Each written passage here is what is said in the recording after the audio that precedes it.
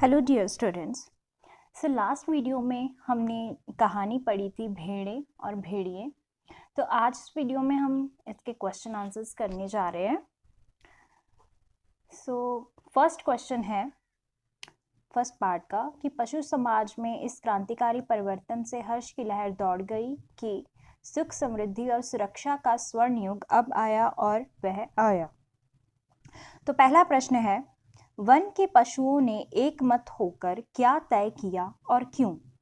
One में प्रजातंत्र की स्थापना का आशय स्पष्ट कीजिए।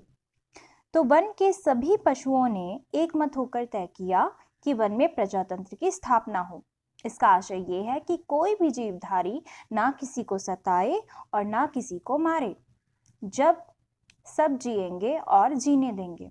शांति, स्नेह, बंधुत्व और सहयोग पर समाज आधारित होगा।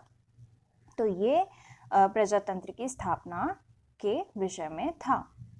नेक्स्ट क्वेश्चन है, क्रांतिकारी परिवर्तन शब्द का प्रयोग किस संदर्भ में किया गया है, स्पष्ट कीजिए। तो क्रांतिकारी परिवर्तन शब्द का प्रयोग ऐसे बदलाव के लिए किया गया है जो पहले कभी नहीं हुआ, अर्थात वन में प्रजातंत्र की स्थापना को क्रांतिकारी परिवर्तन की संज्ञा दी गई है और प्रजातंत्र के अनुकूल सभी शांति से जीवन व्यतीत करेंगे इसके अनुसार। सो नेक्स्ट क्वेश्चन है, जंगल में हर्ष की लहर कैसे दौड़ गई? सुख समृद्धि और सुरक्षा का स्वर्णिम युग से क्या आशय है? तो जंगल में प्रजातंत्र की स्थापना की खबर सुनकर हर्ष की लहर दौड़ गई, क्योंकि अब सारे पशु आजादी से जिएंगे। सुख और समृद्धि और सुरक्षा के स्वर्णिम युग से आशय है कि कोई भी जीवधारी किसी दूसरे जीव को मारेगा या सताएगा नहीं। लंबे समय से भेड़ियों द्वारा सताई जा रही भेड़ें भी अब सुख से रहेंगी। नेक्स्ट क्वेश्चन है, बूढ़े सियार ने बड़ी गंभीरता से पूछा, महाराज आपके मुख चंद्र पर चिंता के मेघ क्यों छाए हुए हैं? The second part, the question is, महाराज शब्द का प्रयोग किसके लिए किया गया है और उसकी चिंता का क्या कारण है और क्यों? महाराज शब्द का प्रयोग भेड़िए के लिए किया गया है। उसकी चिंता का कारण है कि वन प्रदेश की नई प्रजातंत्र की सरकार, जिसमें कोई जीव किसी दूसरे को नहीं मारेगा, जिसके परिणाम स्वरूप भेड़ियों को कुछ खाने के लिए नहीं मिलेगा और इस प्रकार उनका राज उनके हाथ से निकल जाएगा। तो जो भेड़िया था वो ये सब बातें सोचने लगा था। नेक्स्ट क्वेश्चन, सियार ने उसकी बात सुनकर क्या उत्तर दिया? जब भेड़िए ने सारी बातें बताई तो सियार ने क्या उत्तर दिया और इस उत्तर से उसकी किस विशेषता का पता चलता है? तो सियार ने उत्तर दिया कि हम क्या जाने महाराज, हमारे तो आप ही माए बाप हैं। हम तो कोई और सरकार नहीं जानते, आपका दिया खाते हैं, आपके गुण गाते हैं। इस उत्तर से सियार के चापलूस चरित्र का पता चलता है कि वह कितनी चापलूसी कर रहा था भेड़िए की। तो सेकंड पार्ट का लास्ट क्वेश्चन है, भेड़िए ने सियार को कौन सी बात बताई और किस कठिनाई का उल्लेख किया? तो भेड़िए ने वन प्रदेश की पंचायत के चुनाव की बात बूढ़े सियार को बताई। प्रजातंत्र की सरकार में वह बहुमत प्राप्त नहीं कर सकता क्योंकि उनकी जाति कुल 10% है और भेड़ें तथा अन्य छोटे पशु 90%। और भला वो सब भेड़िए की सरकार को काहे चुनेंगे? ये शब्द थे भेड़िए के। इसीलिए अब हमें जंगल छोड़कर जाना होगा। नेक्स्ट पार्ट है, नेक्स्ट क्वेश्चन है, बूढ़े सियार ने भेड़िए को इस कठिनाई से निकलने का क्या सुझाव दिया और भेड़िए ने उसका क्या क्या उत्तर दिया?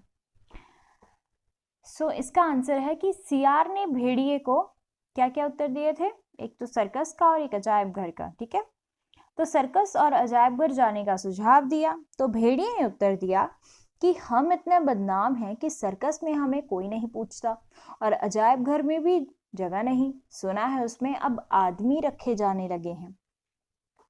नेक्स्ट क्वेश्चन है, मुसीबत में फंसे भेड़िए ने आखिर सियार को अपना गुरु माना और आज्ञा पालन की शपथ ली। तो फर्स्ट क्वेश्चन है, भेड़िया किस मुसीबत में था और सियार ने मुसीबत से निकलने के लिए क्या आश्वासन दिया? जैसे कि हमें पता ही है कि वन प्रदेश में प्रजातंत्र की स्थापना हो रही थी, तो यही मुसीबत का कारण था।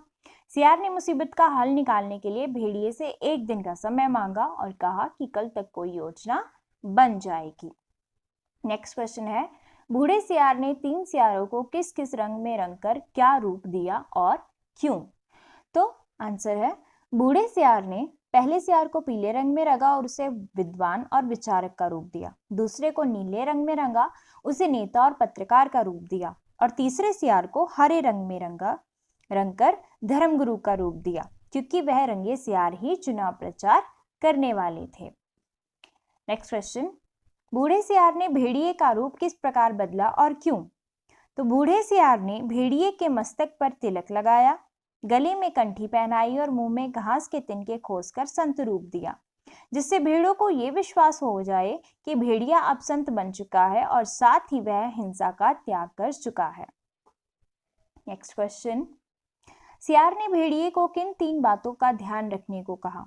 सियार ने भेड़िए से कहा कि 3 बातों का ध्यान रखना: अपने हिंसक नेत्रों को ऊपर मत उठाना, हमेशा जमीन की ओर देखना और कुछ बोलना मत, नहीं तो सब पोल खुल जाएगी। नेक्स्ट पार्ट है, भाइयों और बहनों अब भय मत करो, भेड़िया राजा संत हो गए हैं, उन्होंने हिंसा बिल्कुल छोड़ दी है और उनका हृदय परिवर्तन हो गया है। तो ये शब्द किसके हैं? सियार के। तो अगला प्रश्न है, भाइयों और बहनों शब्द के प्रयोग किसने, कब और किसके लिए किया? तो ये शब्द, जैसा कि हमें पता है कि बूढ़े सियार ने भेड़ों को संबोधित करते हुए बोले जब चुनाव प्रचार के दौरान सभी भेड़ें संत के दर्शन के लिए इकट्ठी हुई थी, लेकिन भेड़िया संत को देखकर डर से भागने लगी। तभी बूढ़े सियार ने उन्हें रोकने के लिए ये शब्द कहे।